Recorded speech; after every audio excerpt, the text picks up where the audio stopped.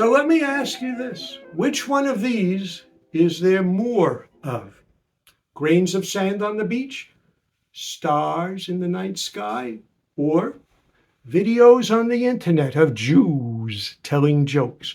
Now, I think it's the last one. There are thousands and thousands of these videos, it seems. I enjoy a lot of them, too. But they seem to reinforce a stereotype that Jews are natural-born joke tellers, that we have an innate sense of humor. Maybe there's some truth in that, but it wasn't true of my family, at least the generation before me. These were very lovely people, don't get me wrong, but they were dry, serious, sober people. They did not tell jokes. They did not seem to have a sense of humor at all, with one notable exception, my rather eccentric Uncle Hyman. Now, Uncle Hyman fancied himself a great joke teller. He wasn't. He sucked at it. He sucked at it big time. And there are several reasons why. For one thing, he was a very arrogant man, and he could be rude, and he could be crude, and he had had a stroke at some point in his life, and that seemed to impair his memory. All these things conspired to make him a very bad joke teller. It also made him a little awkward in some social situations. For example, at my bar mitzvah, we're in the synagogue. I'm at the bima reading my Haftorah.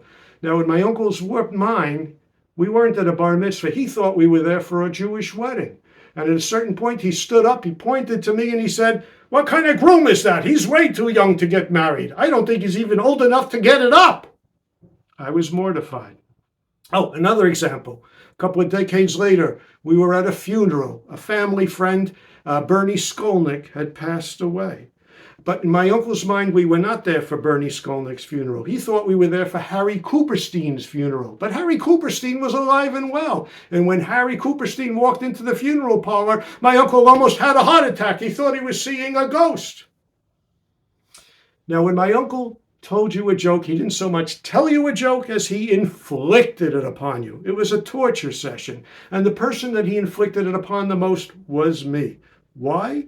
Because I'd listen passively. I tried to be respectful for my elders. So I'd just sit there and he'd go on, droning on with a nonsensical joke or story that made absolutely no sense and didn't seem to have any kind of a logic to it. Because he'd tell a joke, it would start at one place, he'd zig here, he'd zag there, he'd reach a roadblock, he'd have to retreat, he'd come back, he'd start again in a different place, and it would go on and on and on like this, seemingly like endless torture. Well, you didn't know it was over until he said something like this. That was a funny one, wasn't it, Neil? Hey, where's the bathroom? I gotta take a leak. Finally got to the point where I said to myself, Neil, don't be passive anymore. Don't just sit there and take it. You have certain rights as the receiver of the joke, and you should stand up for those rights. You have the right to be entertained. You have the right to know what the hell is going on in this story. Don't be passive anymore. And I finally acted on those impulses. It was the very last time I saw my uncle before he passed away. We were at a family get-together. He saw me. He said, Neil, I'm so glad you're here. Wait, I got a joke to tell you. It's been so funny. You're going to piss in your pants. I said, okay, here it comes. Don't be passive. Fight back. Stand up for your rights. So, here's the joke, Neil.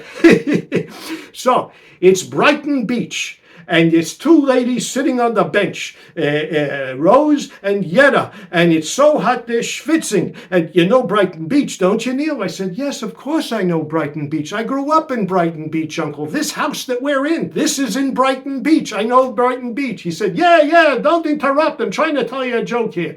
So they're sitting on the bench and they are schwitzing. You know what schwitzing means, don't you, Neil? I said, yes, I know schwitzing. Schwitzing means sweating. I'm sitting here now schwitzing, Uncle. Please go on with the joke. He said, yeah, don't interrupt me. I'm trying to tell you a story here. So where was I? I said, they're on the beach and they're schwitzing. He said, oh, yeah. So, Dr. Goldstein is looking at the x-rays. And I said, wait a minute. Is Dr. Goldstein looking at an x-ray at the beach? He said, what the hell are you talking about? I said, well, we're at Brighton Beach now. You're talking about Dr. Goldstein looking at an x-ray. Is he at the beach? He said, what kind of a schmuck doctor would look at an x-ray at the beach? No, he's in the hospital. He's looking at the x-ray. I said, okay, sorry. He said, don't interrupt me. Gee, you're such a nudnik. You're making me awful blunged here. I said, go on, Dr. Goldstein. He said, yeah. Dr. Goldstein is looking at the x-ray, and he says, how the hell did that schmuck get that mezuzah up there? I said, A mezuzah? He said, yeah, you know what a mezuzah is, don't you? I said, of course I know what a mezuzah is. I have one hanging on the door frame to my house. He said, stop interrupting me then. Where was I? I said, Dr. Goldstein. He said, oh, yeah.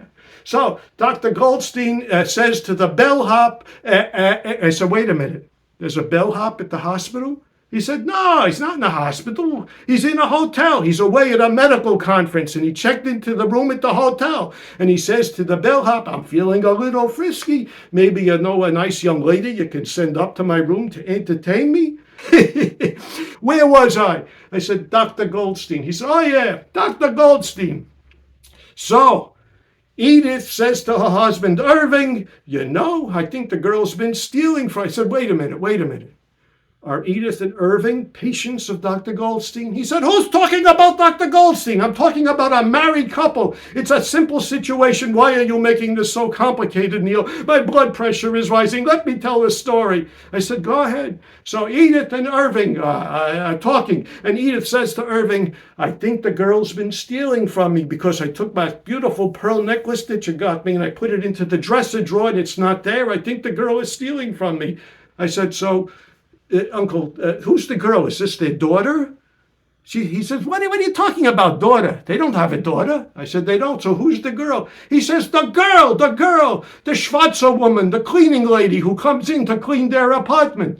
I said, oh, I see. It's not their daughter. He said, no, they don't have a daughter. Who cares if they have a daughter? Don't you see?